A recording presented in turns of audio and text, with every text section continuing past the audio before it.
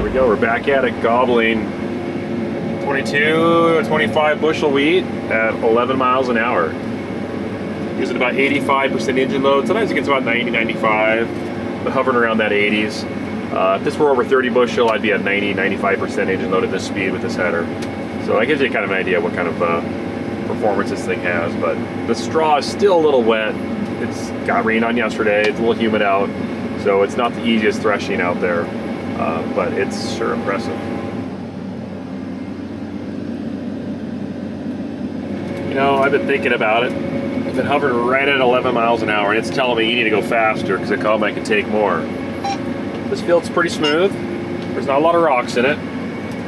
And my problem is I'm limited to 11 miles an hour because that's the fastest the first gear will go. I'll show you guys here. Let me turn here and stop. See a speed range? You can see it's maxed out for low range and high. So both of those are as much as they can go. So I'm thinking, oops, bumped a button there. We should turn this to gear 2. In low range, let's turn this up to 12 miles an hour in low range. So we're in high right now. Let's go to low. There we go. Let's see what this is like. Definitely a little slower getting going. It's gonna take a little more power to run this gear. So now, technically, I've just given the ability for the combine to now get 12 miles an hour instead of 11. So we'll see if it does it. It's running about 20 bushel an acre here, 20-25. We'll see how well the header cuts too. That's my biggest worry is, will it be able to cut the crop off? Because your biggest limiting factor is how well can your header cut the crop off. All right, we're at 11 again, so it's hovering at 11. But oh, I see now we're horsepower limited. So it's telling me now, okay, you can go faster. Oh, actually, no. Oh, sorry, I got to turn this up. My bad. I got to turn this up first. There. Okay, now we gave it 12 miles an hour. So now we're 11.4, 11.5, 11.7. Using 90-some percent horsepower. It's still doing a pretty good job. I mean, I'm just looking for heads down there, and that header is unreal. I mean, it's not leaving much. It's starting to get a little scraggly down there, but overall, that's pretty good. We pulled the truck over from the Quonset, which is about a mile away, and I pulled the cover off the side of the injection pump here, and it's basically a big reservoir that the fluid can go in there and then the injection can pull through. This is what I found. See that gasket right there? See how it's cracked and it's pushed out? And then it's just brittle. The whole thing's brittle. So, it looks like an easy fix. I thought it cracked it because underneath there you look and it just looked like crack marks. Well, it's actually paint residue that chipped, and then I painted over it because I didn't clean it that well. So I think we could save ourselves a good $4,000, $6,000 because those pumps are not cheap. So I got to locate a gasket, but if you look, that right there, it's not supposed to be like that. What do you think? We can fix it. This one. I think if I crush it enough, it'll work, right? Yeah, but this will mask our problems. Dad, you got to use copper. This is going to rust. Come on. Always the little details. So anyways, I'm going to make some phone calls and see if I can locate that gasket, because that looks like an easy fix. And then this truck can get on the road again. Cool. I like it. I like it a lot. Problem is I got to locate a gasket. I mean, I've made gaskets in the past, but I don't want to make this gasket. I think I'd like to find one if I could. Yeah, that's just brittle. Oh, it's pushing out there too. Yeah. It was due for a new one. Okay, let's go make some phone calls. After locating a gasket, we lost probably hundreds of dollars of fuel just spraying on the road all the way here. You want to know how much this gasket cost? How much do you think that is? One of the cheapest fixes I've ever seen in my entire life. $6.07. Isn't that crazy? All right, well, fix. I don't know if it's going to fix it. I should, because it by rights should, but you just never know. Okay, let's go put this gasket on and see if we get this truck to run and not leak fuel. And then I'm gonna go out and chop in a combine.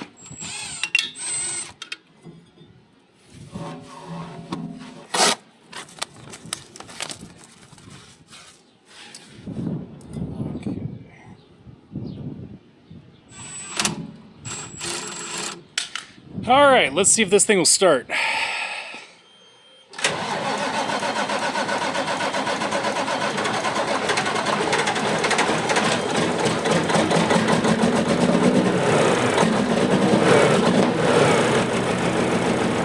$6, no leaks. She's ready to haul some more wheat. All right, that's good. Good deal. Kind of made a little crack there because there's air in the lines because I had to open that side cover, which is basically a big reservoir for all of the piston, injector, pump things, whatever to suck from. At least that's what it looked like. There's special terms for it. That's my special term for it. Sweet, awesome. Well, that one's junk. Love it, love it, love it. I love easy fixes like that. So far, no diesel on the ground. Sweet. I should probably throw this in the trash before it blows away. Good deal. All right, well, we are booking it. We are going 13 miles an hour. It's still taking it. 91% engine load. I think it's actually telling me I can still go faster with this yield. 13 miles an hour. I just don't see that many heads out there. There's a couple here and there. I think the hardest thing now is the GPS trying to keep this combine going straight. It's kind of waving back and forth, trying to keep a straight line at this speed. It's not, yeah, I think I've seen a couple heads now. So I think we hit our limit, guys. I think 13 is about as fast as you can go with this header. That is incredible. Let's take a minute. Let's see what it looks like on the ground. It's hard to tell from the combine. So, this here, 13 miles an hour. So if we look down, get out here a little bit. A little scraggly. See the difference in height? See that one's right there. That one's down there, down there. 3 or 4 or 5 inches in difference in stem height. There's a head, that's a little short head. That's just a shriveled guy. They didn't have kernels in it. But like that head should have been cut. Those should have been cut. So that's 13. Let's go over here. This is 12. Right here. Actually very similar. Very similar. I'd say it's really close. A couple heads here and there that weren't cut, but again, you got these little shriveled guys that are short. I'm not cutting real low to the ground. I just don't want to beat the header up, so we're just not going to go real low, but I could probably drop it a little bit. This, I believe, here is 11. So 11, 12, 13. I actually see more stuff here than over there. Okay. Well, I mean, if you took one of our headers and went 10 miles an hour, it'd just be crop underneath it. You wouldn't be cutting anything off. It'd be terrible. So yeah, that's pretty remarkable. We'll keep it around 11. That's the sweet spot. I just wanted to try it. It's kind of fun.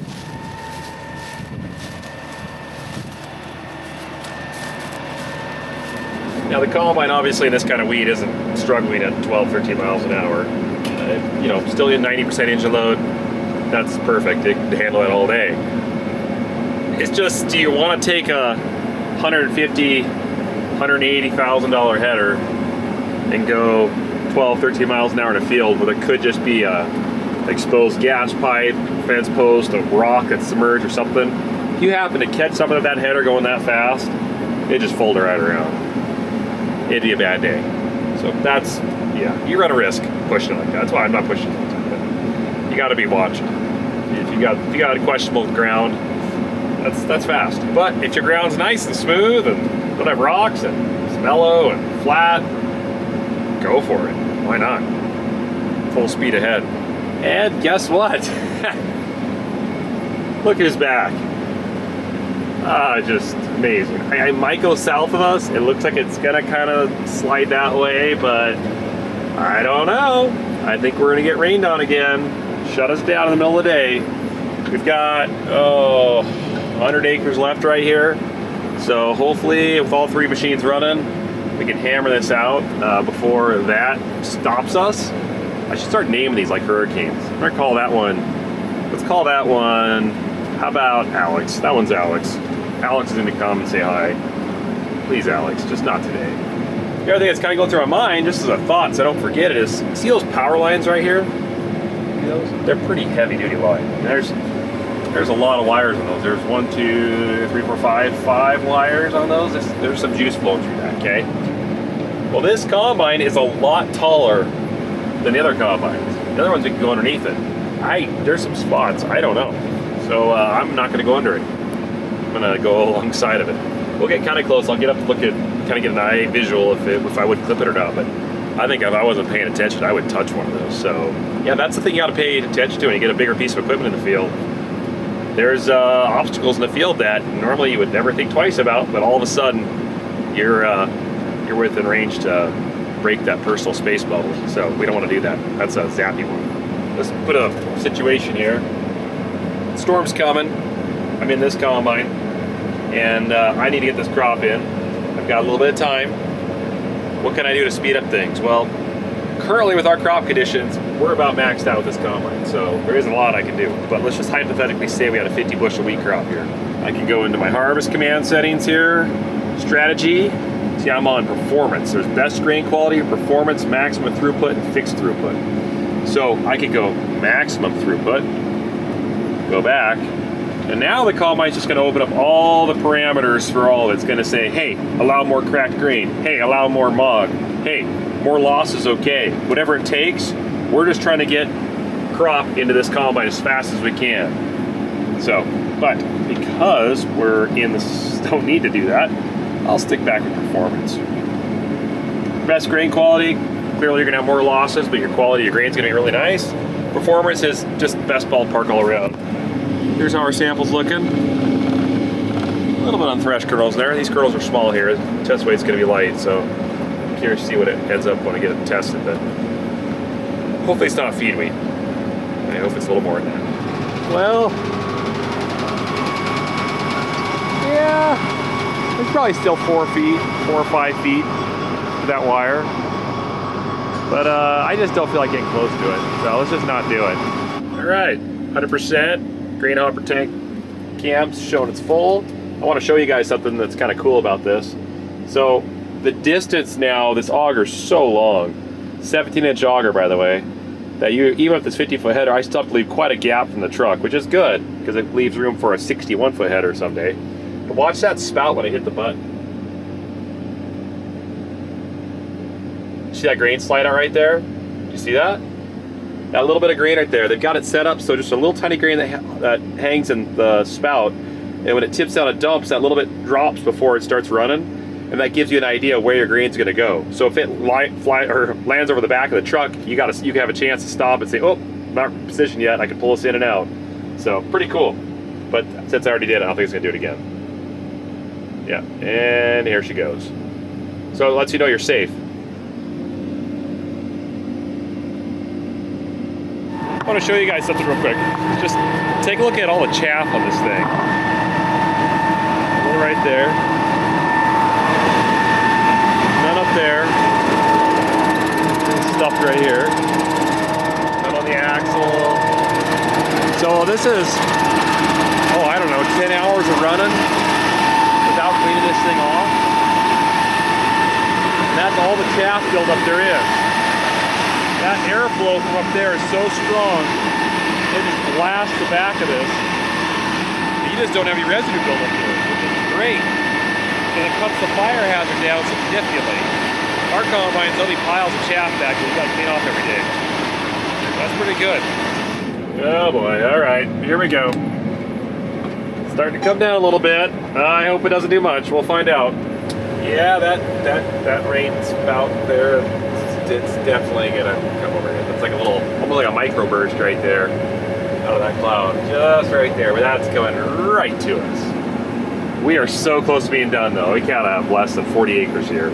And I'm currently doing 55 acres an hour with this combine alone. So you add 2 more combines in the mix, I don't think we're gonna make it.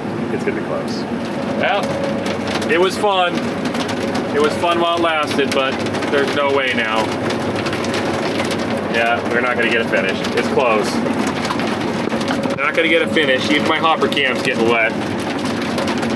All right, well, we were close. We were really close. Maybe it'll just be a quick little spurt here, and then sun will come out and we'll get a chance to finish this. But there is not much left here. Like 25 acres, if that. I don't know. It's not much. Oh man, here it goes again. It's starting to rain. I'm trying to get back to the shop or the truck so I can dump this load and tarp it. But I don't think we're gonna finish this field. We literally have like 10 acres, maybe. Isn't that crazy?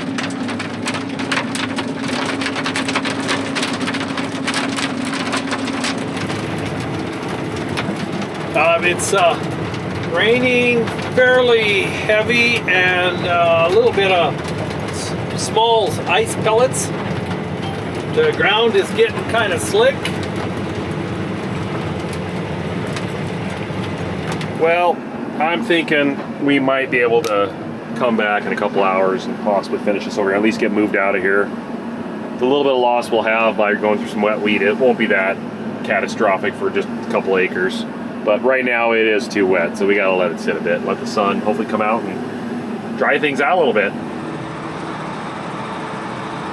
It was just a little storm that came through and, well, got the wheat kind of wet, so we can't cut anymore. We'll have to let it dry out a little bit. If it doesn't do anything else,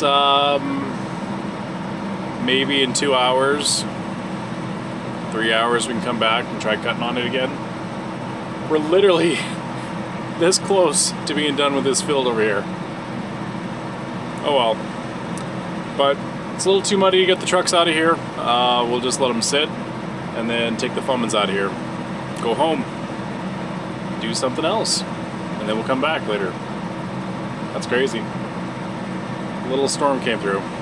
Man, every day, which has just been crazy. I'm not complaining.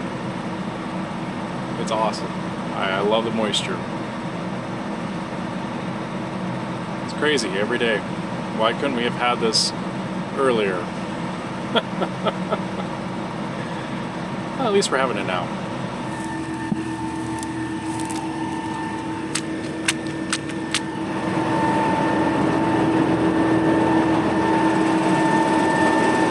It's a little greasy out. Yeah, a little too greasy. Okay, well, that was fun. And we're back. Just a couple hours later. It's wet. We're grinding it. There you can see that there's mog. It's telling us it's wet, but we're clean cut. That's fine. So we got the truck out of here. Got the other two 8230s out of here. We're gonna finish this up with the AF11. Like I said, there's only like 20 some acres here, and then I'm training him too. He's still upset about the cannon thing. He told me he wouldn't drive it if it didn't have a cannon on it, so I just thought maybe if I let him ride in it for a little bit, he'll change his mind. Okay, header's gotta come off so we can get across the bridge. I think we got it down this time, so we'll be a little quicker.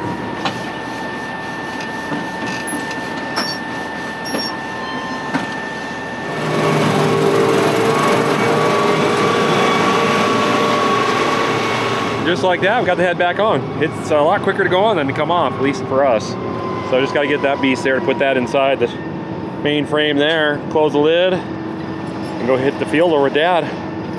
These acres here are not gonna be stellar, but we could see some mid to high teens. We'll see.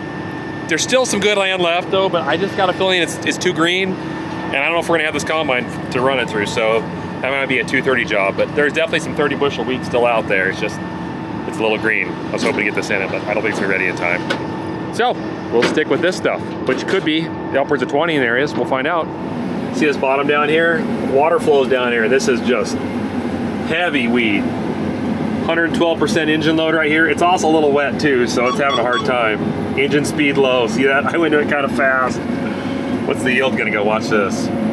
24, 2032, I should do it up here. 40, 51, 64, 84, 109, 130, 147. Okay, well it's going a lot higher than it actually is because the combine had to slow down so fast, so that threw off it. But I wouldn't doubt if it was 60, 70 bushel right there. But yeah, no, it's the thing is with automation is it's tuned the combine for This is like 20 bushel wheat here, okay? So I'm set up for 20 bushel and I just slammed it into 60 bushel wheat like that. So it's gotta go, oh, this is different. So it slows down, it's changing stuff, its engine load went way up, it wasn't ready for it. If I would have started it in 70 bushel wheat, it would prepare itself, fine tune, and realize, okay, yeah, here's our settings, we can run this in. I really don't know, honestly, how fast it could go with a 50-foot head, 70 bushel wheat. I definitely don't think I'd be going 10.5 miles an hour, but I bet I could do a good 5 to 7 in some of that. Maybe, I don't know. Maybe I'll find some 70 bushel out here somewhere. All right, here we go. Come over the top of the hill. You can tell the color difference in the straw right there. See how it's like a bright yellow or dark yellow, and this is kind of a washed yellow. That means that's high moisture, heavy crop. So we're coming in at 10.5 miles an hour. It's 16 bushel right here. Now we're gonna start hitting the heavier wheat. 19, 20, still going 10 miles an hour. It's gonna 107% engine load, 114, 117. Oh, I just about killed it. Woo! I pulled back on it. I didn't know if it was gonna do it fast enough. And we're gonna hit, there we go, 150 bushel. All right, this time we're just gonna test a theory. I'm gonna put it at, let's do 6.5 miles an hour. 6.5, there we go, 6.5. We're going into that heavy wheat again. Let's see what it does. 90% engine load, 95, 94, 95, 96, 98, 102, 100% engine load, and we're running 41, 43, 44, 45. So what, about almost 50 bushel, still doing about 80 some engine load. So it's 45 bushel wheat right there. And about 6.5 miles an hour seemed to be pretty good. Kept about that 90%, the 100% engine load. So if you were to add 20 bushel to that, yeah, I bet you'd be down in the 4.5 miles an hour, maybe 5. If it's nice and dry too. Wet makes a big difference. If it's wet or gray and it doesn't go through the combine as easy. If it's crispy dry, it's just like shredding paper, easy. But wet, yeah, not as good. I'm gonna start it with it loaded up this time, going down at 7 miles an hour, 7.5. Yeah, we'll do 7, right at 7. So we're already loaded up. Sieves are loaded, rotor's loaded. We're rolling into the already at 34 bushel wheat here. 29, 27. We'll see what it gets up to here. Engine load's at 87, 88, 84. Yield dropped way off right there. I guess this isn't very good wheat. Huh. Strange, I thought that'd be a lot better. 30, 34. All right, well, I think that test failed. 38 bushel, 37. All right, well, let's get worse as we go. The best was over there. Should have did it when it was over there. I love this building here. So this is, we call these gas shacks. They're natural gas wells. There's used to be a lot of natural gas under the ground. There's still some, but that old wooden building, look how that thing's leaning. I love it. It's still up. Oh, it's hilarious. Oh, it's fun to go by. One of these days it's gonna be on its side.